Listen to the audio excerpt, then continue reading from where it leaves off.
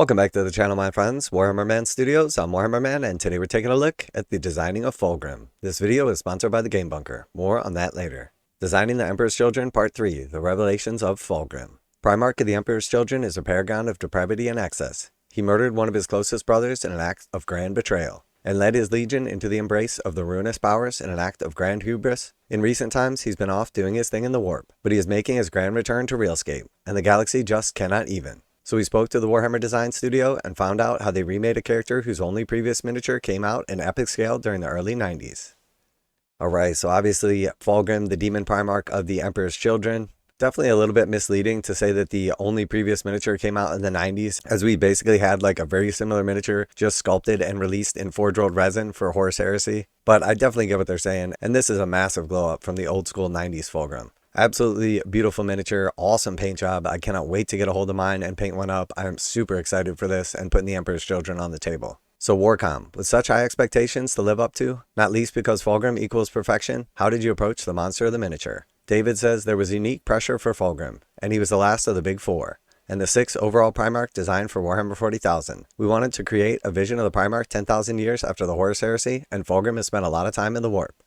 No matter your strength of character or transhuman physiology, exposure to the Imperium for that long is going to change you. Because of that, the miniature had to convey a sense of what Fulgrim used to be, and also what he has become. He definitely believed he is still beautiful and handsome, but he is ultimately a creature twisted by the warp. One idea that hooked me early on was despite his monstrousness, Fulgrim would appear beguiling on the battlefield. And so I arrived at the classic imagery of the Mermaid of Siren. From a distance he looks appealing and enticing, but up close he is repulsive and deadly. From there I moved away from a more obvious serpentine design, ideas to smoother aquatic elements, creating a godly leviathan. The tail is reminiscent of an eel's body, there are fins with some Piscean feeling, and of course the classic Slaanesh crab claw ties him even further to the oceanic theme. There were other key elements that needed to be included. He had to have 4 arms, a sinuous body, and large wings. We also wanted to very strongly keep the telltale signs of his origin as both a Primarch and a Space Marine, so elements such as recognizable power armor and the backpack needed to remain intact. So Warcom says, were there any specific images of Fulgrim that you had in mind when designing him, or any pieces of art that really resonated? David responds, while there have been images of Fulgrim's demonic form present for many years, and even one very old, very small miniature, the piece of art that resonated most with me was the cover of his Primarch novel. I referenced some of the angular shapes on the armor, and wanted to keep intact the 2 phasons present on his knees. His armor will of course have warped to accommodate his new form over his many years in the warp, shifting to become hip panels and lurid demonic faces. Alright, so here we can see the new Fulgrim model, we see the original Fulgrim model, so massive glow up, not only in size, but absolute amazing detail. And then of course we see the Emperor's Children Fulgrim from Horus Heresy. And obviously the new Demon Primarch is by far the superior one. And here we can see another iconic piece of art of Fulgrim in his original form. Obviously very cool, and we can definitely see a lot of similarities in the actual like armor and style of the old art and the new miniature. I really like how simple and elegant the armor is, not overly covering in filigree and detail. With that in mind, some of the cloth and armor panels are deliberately flatter to keep the composition balanced and approachable for painters of all levels. So Warcom asks, can you talk a bit more about adapting the gilded panoply of his unique arsenal of war gear? So here we can see some of the detail of his various swords, and then of course the crab claw on the tail. Absolutely amazing and loaded with detail, the perfect amount of actual detail, and then like exposed like flatter or simpler areas to allow the painter to really do what they want with this miniature. David responds, as a master duelist, we decided Fulgrim would have no bolter of any kind, but we still wanted a way for him to have the presence beyond melee range, so landed on a whip to ensnare people and bring them closer. Reading the Horus Heresy books, I knew Fulgrim had to have the Fireblade, or perhaps a simulacrum. It was made by his brother Ferrus Manus, and it's supposed to be the perfect blade, so it would make sense that Fulgrim would want to wield it. So obviously if you're not familiar with the Horus Heresy, Ferrus Manus made the blade, Fulgrim ended up killing Ferrus Manus, and then is rumored to be carrying the blade around with him. And there's definitely some like super cool like lore and storytelling as well as art in the new Codex, so if you haven't picked it up yet, get ready to get excited because it is absolutely amazing.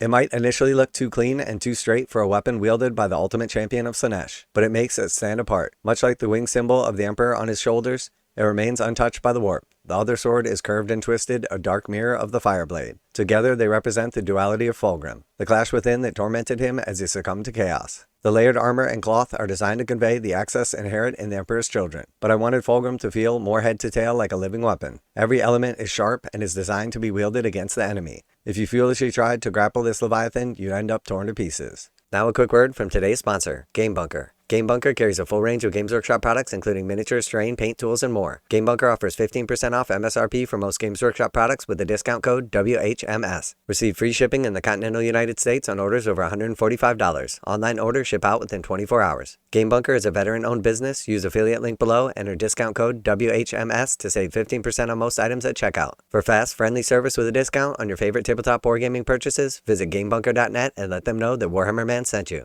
So Warcom asks, such a large and intricate miniature must be a challenge of posing and composition. Where do you start with something so three-dimensional? And once again, we just see Fulgrim in his final form. Absolutely amazing. I love the various swords. I love the open claw hand. I love the overall look and style of this miniature. The perfect centerpiece for any army, especially the Emperor's Children. David responds, I initially tried some more arrogant and passive poses for Fulgrim, but ultimately he's a Demon Primarch and is unparalleled combatant. And so he has to look like a massive threat. I kept the Serpentine vibe alive by evoking the Cobra rearing to strike. His wings flared back to intimidate and overwhelm.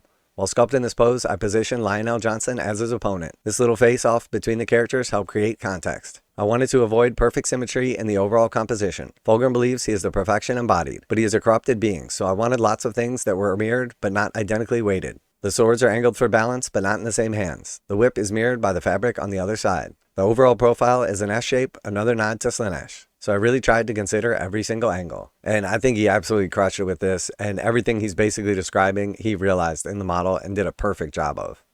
Next, Warcom asks, how did the choice of faces come about? So here we can see the 4 different face options. So we have 3 helmetless heads, and then we have 1 helmeted. And while I have heard some pushback from people about the various different faces, I definitely think there's at least one cool one you can pick out here for your miniature. But overall, I'm definitely pleased with the choices. The first face I designed for Fulgrim was one of smiling faces, and while I was sculpting the rest of the miniature, it was constantly in my periphery, and it inspired me to add more. I felt it important to not make one handsome, one demonic, and so on. And so instead, they're all the same face with different expressions for each person to choose from. I also designed a helmet, which has the benefit of being simpler to paint for people who find faces daunting. It also helps to reinforce the idea that the genesis of Fulgrim is still Space Marine. It's a very classic and subtle design like the armor. The heads are designed to be painted separately and glued on afterwards. It's worth noting that the arms and torso can also be painted separately, while the wings and backpack can be left off the torso for ease. So very nice that the actual sculptor of the miniature, designer of the miniature has the painter in mind when designing it. I absolutely love that, and I will definitely be doing mine in sub-assemblies.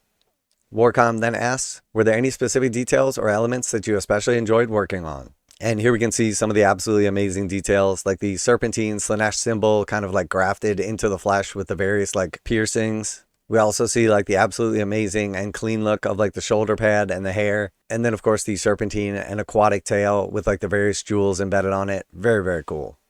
David responds, the flayed and exposed flesh surrounding the Slaanesh symbol was decided on from the very beginning. Fulgrim thinks himself a god, so the peeled flesh around the jeweled symbol is designed like a classic halo. It is very symmetrical, as is the scarification that Fulgrim has done to himself. He's an artist, so if he's going to do something, it's going to be immaculate. It felt right to break that rule here. The hair is in a fluid motion that also looks like it's underwater, while one repeating motif across the miniature is the claw shape from the tail.